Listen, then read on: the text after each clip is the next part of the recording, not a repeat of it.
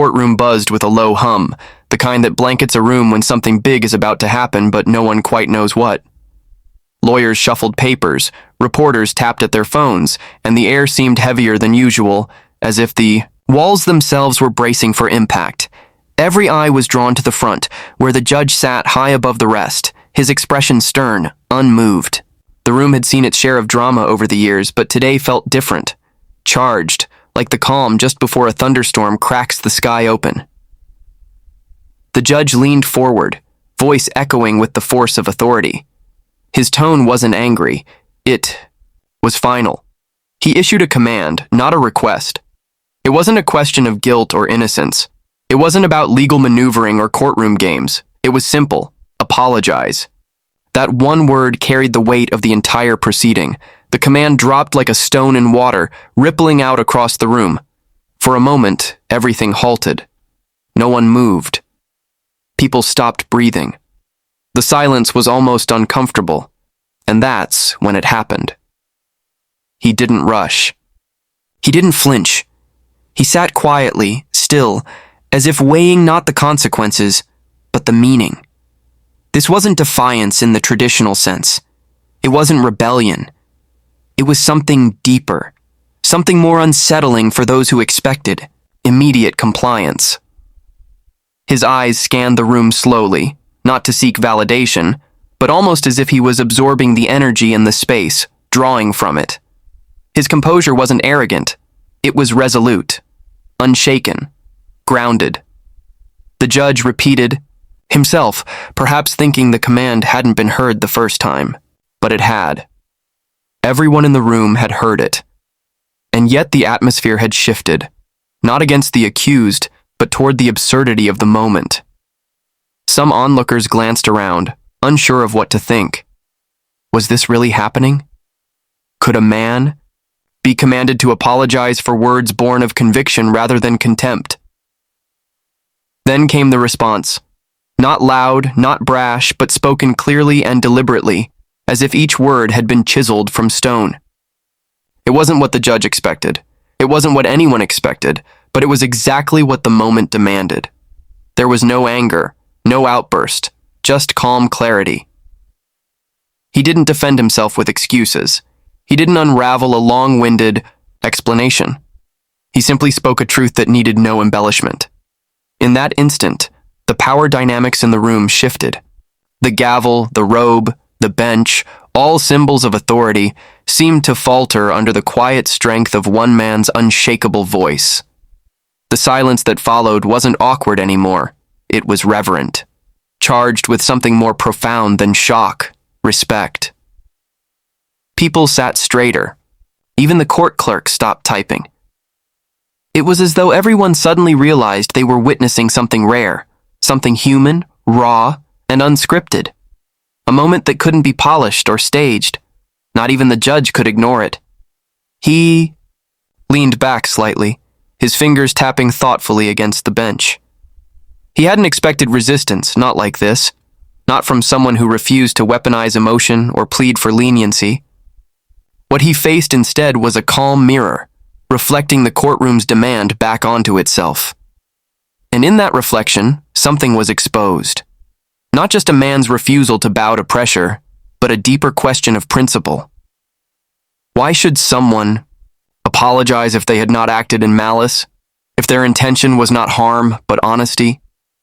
If the world was too quick to conflate offense with wrongdoing, was it possible that the true fault lay not with the speaker, but with a system too fragile to handle discomfort? No one clapped. No one dared to speak. But the moment was deafening in its message. The judge, for all his authority, seemed to sense it too. The silence wasn't submission. It was transformation. Something in the room had changed. Something in the people had changed. And once it happened, there was no undoing. He didn't rush to respond. The words didn't leap from his lips in protest or apology. Instead, there was a pause, longer than most would dare take in a room thick with expectation. The silence wasn't a stall tactic. It was deliberate, necessary. a moment to sift through the weight of what had just been demanded, not out of fear, but out of reverence for the truth. Eyes scanned his expression, searching for a crack. Was there hesitation, regret, defeat? No. There was something else, something harder to define. Not arrogance, not resistance for resistance' sake, but resolve, a kind of inner alignment that didn't shift under pressure, no matter how immense it might be. The kind of strength that doesn't shout, it just stands.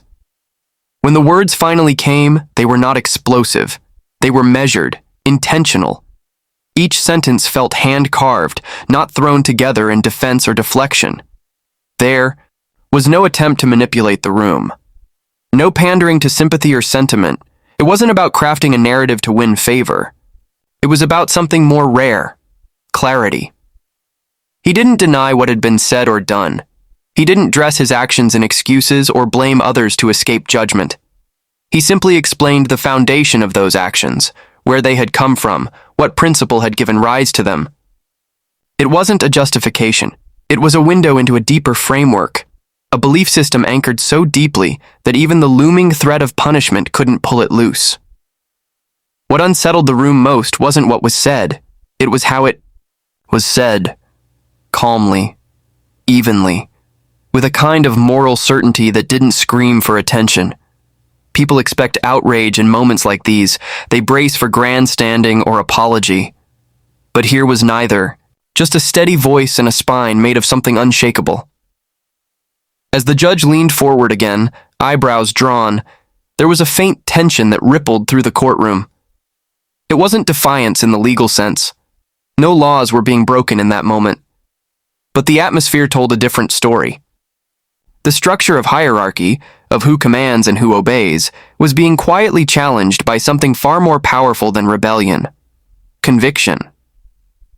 This was not a man posturing for admiration. It wasn't about ego. It wasn't about making headlines or sparking chaos. This was restraint. This was control. More than that, it was dignity, unflinching, unapologetic dignity. And it radiated from the calmness of the response.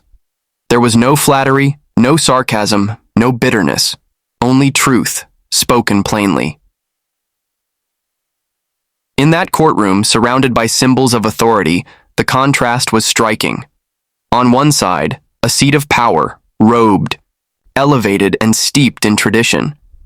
On the other, a lone figure anchored not by position, but by principle.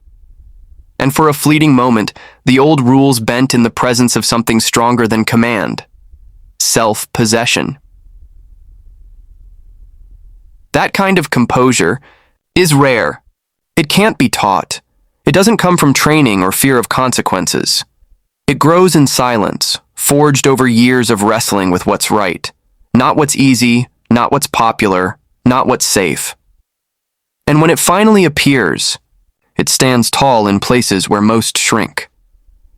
Some might have expected an apology simply to close the matter, to play the game, to end it quickly and avoid further escalation. But that would have been hollow.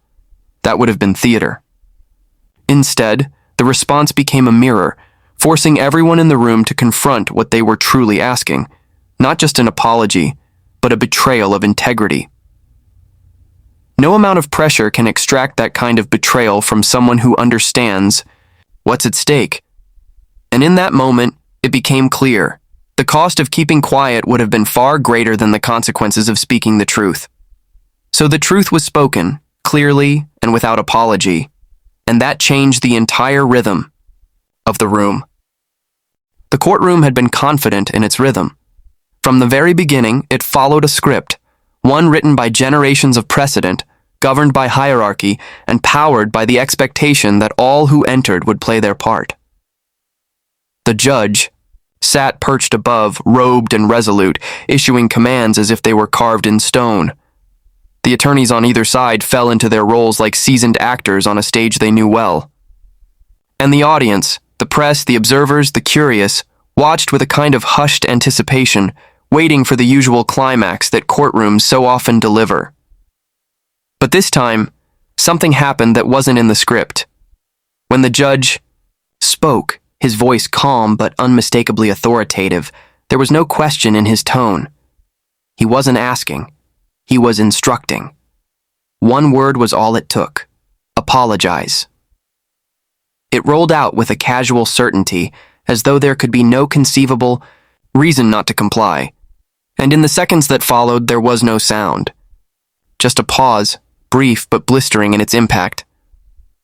All eyes turned. No one quite knew what to expect next.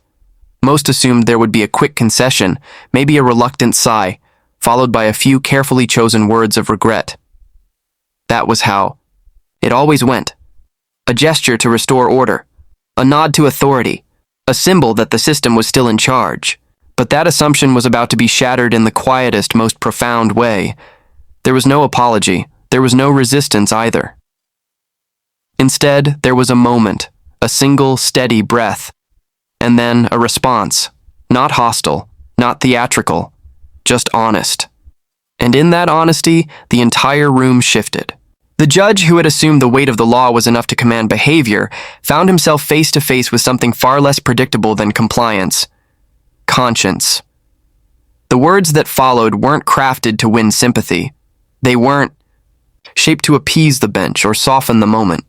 They were rooted in a deeper understanding that truth, when spoken without fear, carries its own authority. And that kind of truth doesn't bend for decorum. The judge leaned back, visibly caught off guard. He hadn't expected pushback, not like this. It wasn't rebellion in the traditional sense. It wasn't loud. It wasn't emotional. It was far more disarming than that. It was composed. It was principled. And it struck at the heart of something the courtroom rarely has to confront: the fallibility of its own assumptions.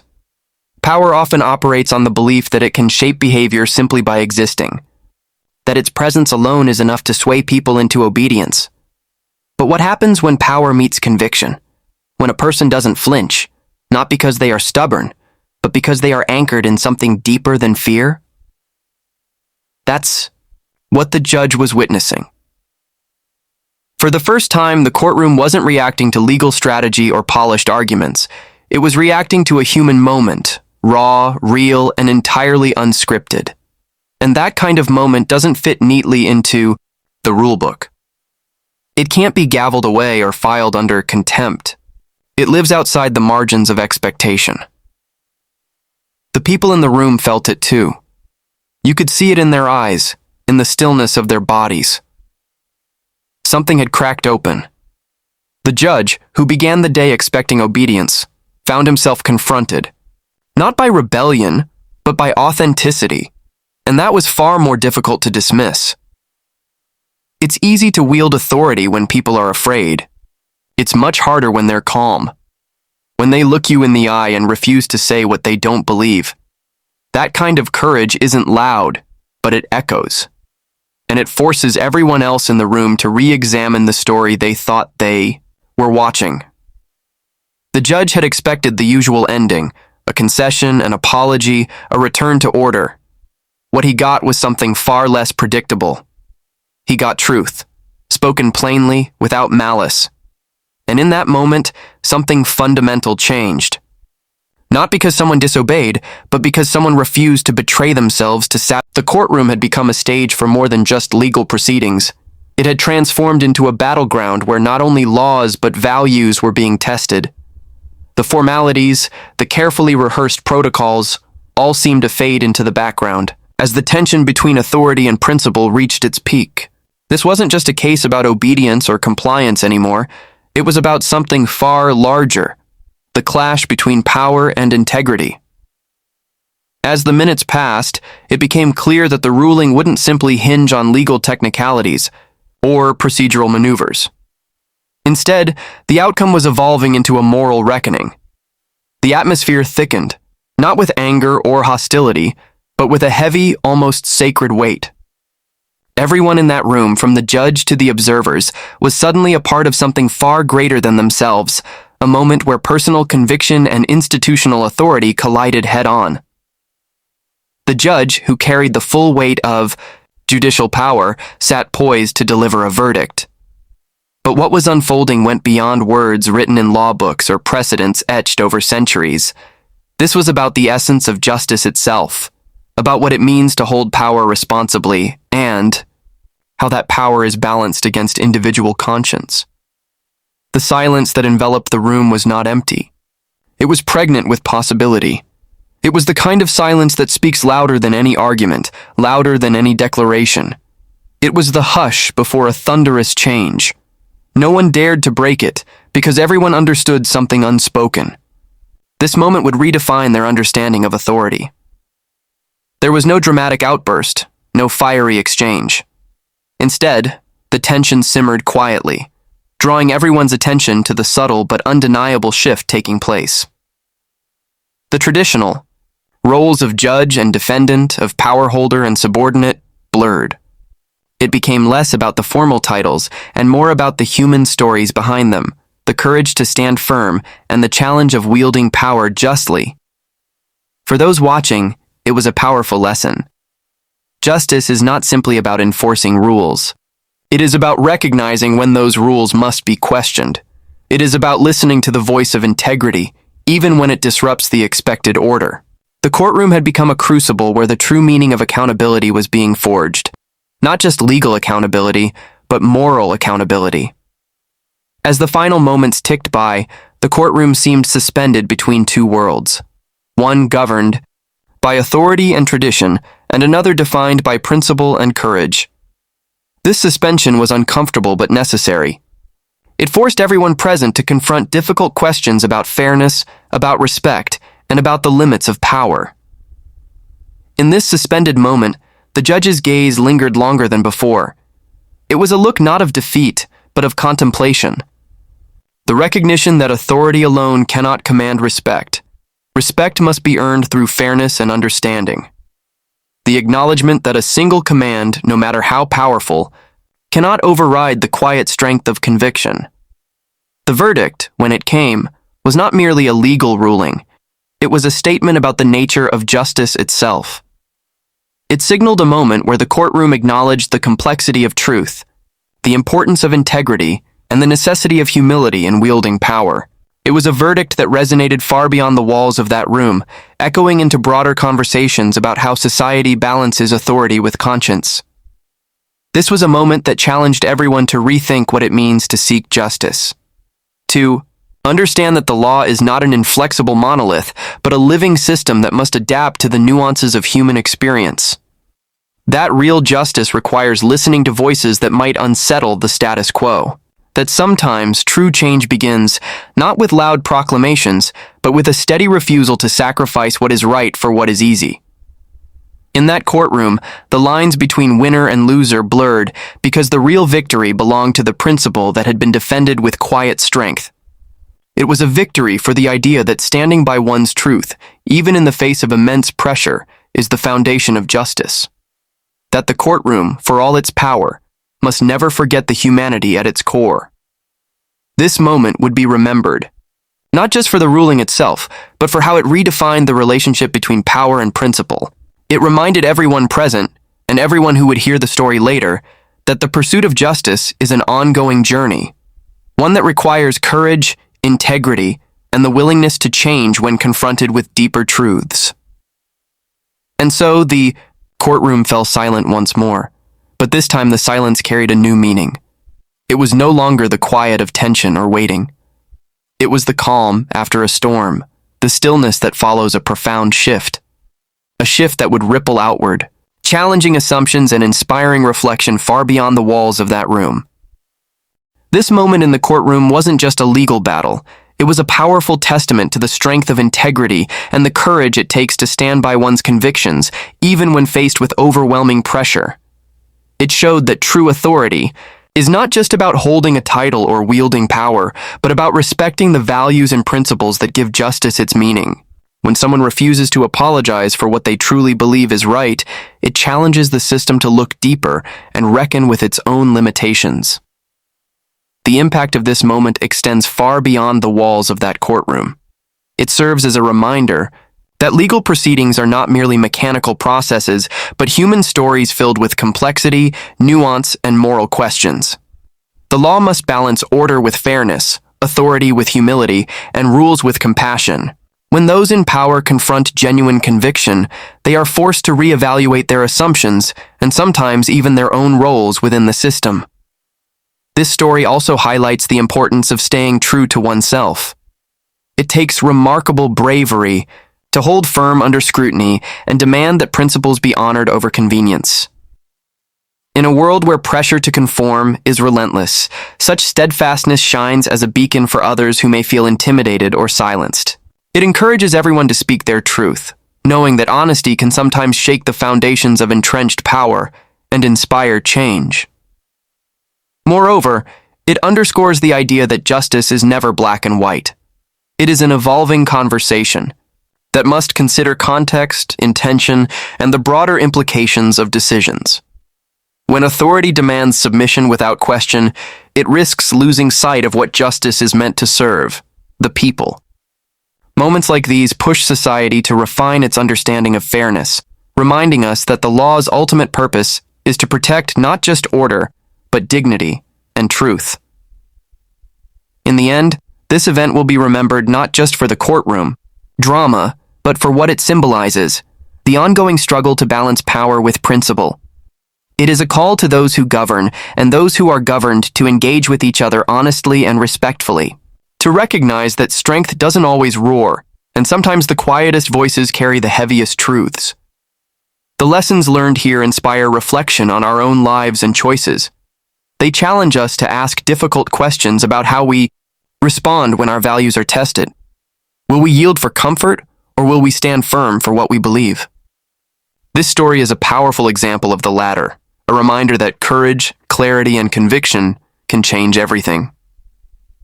As the courtroom emptied and the echoes of that day faded, the impact remained. It reverberated in conversations, in news, stories, and in the hearts of those who witnessed it.